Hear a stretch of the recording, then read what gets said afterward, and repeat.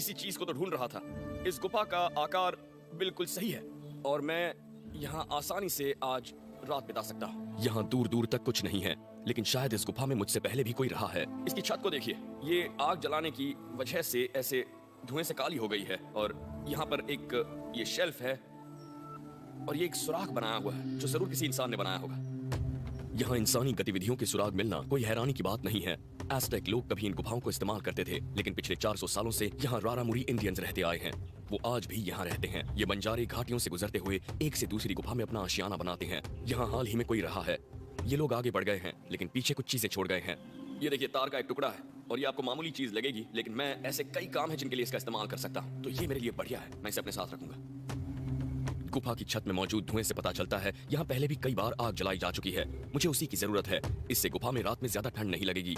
ये जरूरी नहीं कि हमेशा आपके पास एक फ्लिंट स्ट्राइकर हो, तो उसके बजाय मैं इस यका से एक फायर सॉ बनाऊंगा। और फायर सॉ में आग दरअसल रगड़ से जलती है और इस यका से काम बन जाएगा। ये हल्की और एकदम सूखी लकड़ी है और मैं अब इसे यहाँ से तोड़ रहा हूँ।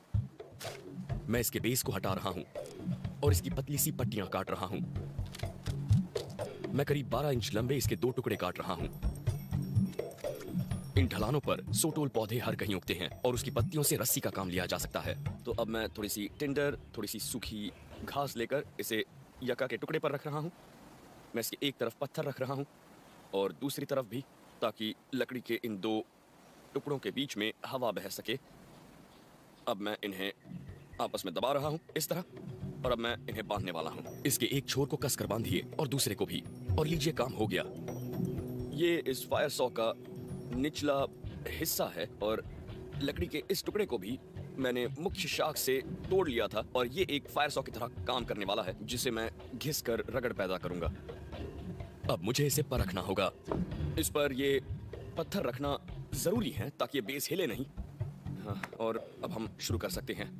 ये बिल्कुल हिल नहीं रहा है। अब मैं फायर सॉ को इसके साथ रगड़ रहा हूं और यका को इस्तेमाल करने की बढ़िया बात यह है कि यहाँ मौजूद किसी भी लकड़ी के मुकाबले इसका जलने का तापमान सबसे कम है, इसलिए अंगार बनाने के लिए ये बहुत बढ़िया है। और मुझे बस एक छोटा सा अंगार चाहिए जिसे मैं लकड़ी के 2 टुकड़ों के बीच में रखने वाला हूँ। बेहतर होगा कि अब मैं कम बोलूं और इसे ज्यादा रगड़ूं।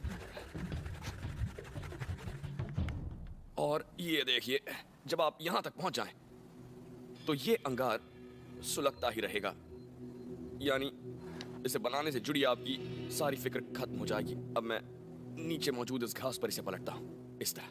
जब अंगारे के चारों तरफ ढेर सारी सूखी घास होगी तो वो बहुत जल्दी जलने लगेगी। काम बन गया। लीजिए, आग जल गई।